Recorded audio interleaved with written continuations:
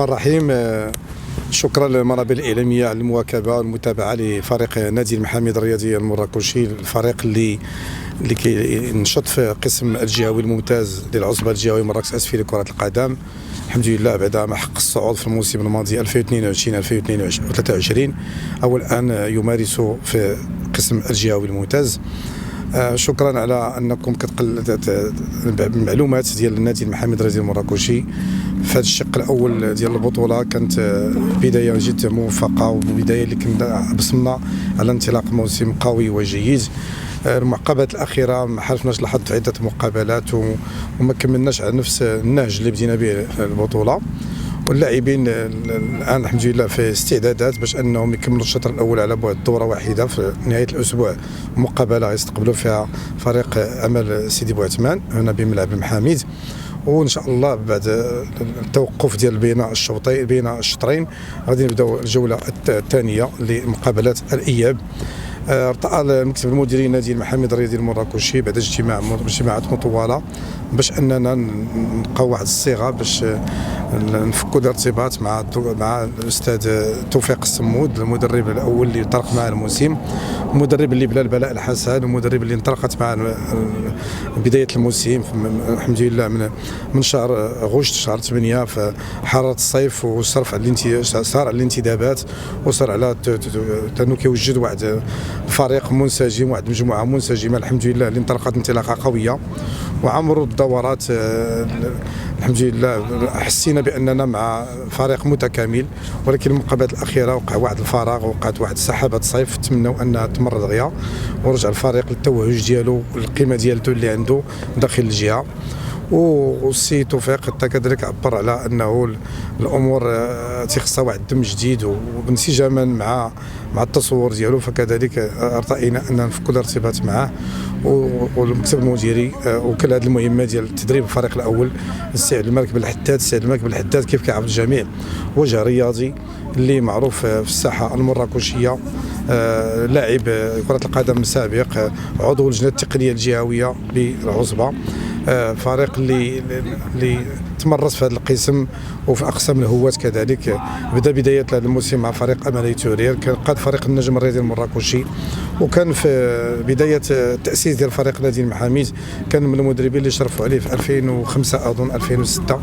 والان شاءت الاقدار انه الحمد لله يعاود ياخذ المبادره ويعاود يشتغل معنا، رغم انه كان عنده واحد التردد، ولكن نظرا للعلاقه الطيبه اللي كتربطوا مع مكونات تاع نادي المحامد بحكم انه ساكن معنا في المنطقه وتعرف كل كبيره وصغيره على نادي المحامد، فانه ارتأى انه يكمل المشوار ديال مرحله الاياب ويعاودوا ندخلوا واحد الدماء جديده في النادي ونشوفوا الطريقه باش اننا نعاودوا نرجعوا للتوهج ديالنا ونرجعوا نحطوا فريق نادي المحامد الرياضي المراكشي في المكانه ديالو. ما تفوتنيش الفرصه انني نشكر السلطات المنتخبه على راسها السيده العمده فاطمه الزهراء المنصوري، السيد الوالي، السيد رئيس مجلس مقاطعه المناره، جميع المنتخبين، الاطر الاداريه مقاطعه المناره اللي كيمدونا بالدعم وتيوضعوا لنا اشارتنا ملعب قطب المواطن المحامد. وكذلك اليوم حظينا بواحد التتويج من طرف مجلس مقاطعه المناره في بالنسبه لنا كنادي اللي تنتمي لمقاطعه المناره وحقق الصعود في الموسم الماضي، وحصلنا على تجهيزات رياضيه بحضور السيد الوالي والسيده العمده والسيد الرئيس والساده نواب الرئيس والمنتخبين ديال مقاطعه المناره، وعده فعاليات رياضيه كنشكرهم من هذا المنبر. وكنشد بيديهم بحراره وكنوعدهم بانه فريق نادي المحامد الرياضي المراكشي غادي ان شاء الله يشتغل باش يبني البلاء الحسن ويعطي الصوره لمقاطعه المناره خاصه ومدينه مراكش عامه والجهه كذلك واحد الصوره كتليق بالرياضه ديال جهه مراكش اسفي ومدينه مراكش على غرار الانديه الرائده كوكب الرياضي المراكشي والاتفاق الرياضي المراكشي واولمبيك مراكش ونجم مراكش والفرق اللي كذلك النسويه لا اكاديميه فونيكس ولا دفاع مراكش ولا جميع التخصصات في كره القدم بجميع اصنافها، كره القدم داخل القاعه، كره القدم 11 ذكور واناث، وكنبقاو دائما حنا في خدمه الرياضه وكنقدموا خدمه للشباب ديال المنطقه ولا ديال المدينه، والله الموفق. بسم الله الرحمن الرحيم. اولا قبل كل شيء كنشكر المنابر ديالكم اللي حضرت باش تواكب هذا الحدث.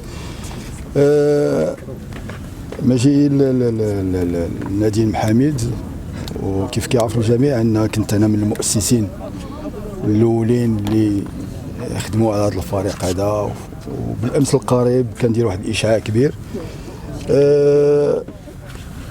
الالتحاق ديالي كان ضروره بكل صراحه، وكانت الرغبه كبيره من السيد الرئيس اللي عندي بها علاقه وطيده، بقات 21 عام في الرياضه. جينا لهنا باش نكملوا العمل اللي قام به السي توفيق السمود، واللي مشكور بكل صراحه على العمل والجبار اللي قام به. وانا راه كنت قبل في البدايه تاع الموسم كنت قلت للسيد الرئيس انه السي توفيق راه دار واحد العمل جبار، جمع جموعه متكامله اللي يمكن بها تحققوا المبتغى ديالكم. بعض المرات كتعرفوا الرياضه راه ما عندها حتى شي منطق، بعض المرات ما كيواكبوكش النتائج، ما كيمشيوش معاك النتائج، كتحقق نتائج مزيانه، وبالتالي الكره كي كيقولوا بلغه تاع الكواريه كتقلب عليك وجهها. هذا راه هي سنه تاع الرياضه. فانا جيت اليوم ان شاء الله ماشي كنقول راه جايب واحد العصا سحريه، وانما جيت ان شاء الله باش نعاودوا نعطيو واحد الروح جديده مع الوليدات اللي كاينين، لانه بلا لعابه راه ما يمكن يدار حتى شي حاجه. من طبيعه الحال مع السند تاع السيد الرئيس والمكتب المديري اللي معاه باش ان شاء الله نرجعوا نردوا البريق، نردوا ذاك الاشعاع تاع النادي كيف كان من قبل. علاش لا؟ لانه من هنا كيف قلت بالامس القريب راه من هنا اللعابه اللي كنا هنا درناهم انا والسي بلدي، لانه كيف قلت لك حطينا القواعد الاساسيه ديال هذا النادي، واستطاعوا هاد اللعابه باش يلعبوا في القسم الاحترافي. كاين اللي باقي منهم تيمارسي الى يومنا هذا. دونك علاش لا؟ هذا تحدي بالنسبه لي انا، لانه انا ما كنبغيش من الناس اللي ما كيبغوش يربعوا يديهم. كنت البارح في نادي، اليوم اصبحت في نادي، فانا كنبغي نخدم، كنبغي نعطي داك شويه داك لو سافوار فير اللي عندي، كنبغي نترونسميتي للوليدات. نتمنى الله التوفيق يوفقنا ان شاء الله باش نحققوا الاهداف علاش عيطوا لي هاد الناس، وكمان نعطيو المحاميد والمدينه مراكش ان شاء الله، لانه هذا هو الهم ديالي الكبير، انه ديما كيف قلت داك لو سافوار فير تنحاول ما يمكن نوصلوا للوليدات، وعلاش لا نخدموا معاهم باش غدا ولا غدا ان شاء الله نشوفوا منهم واحد ولا جوج يلعب على مستوى. علاش لا؟ لانه حتى شي حاجه ما مستحيله في الكره، ولكن تيبقى العمل الجاد، تيبقى شويه تاع الصبر، تحلاو الصبر كاملين لا انا ولا الناس المسيرين ولا، باش ان شاء الله نردوا الفريق للسكه ديالو الصحيحه، ونمشيو ان شاء الله في ابعد ما يكون هذه السنه.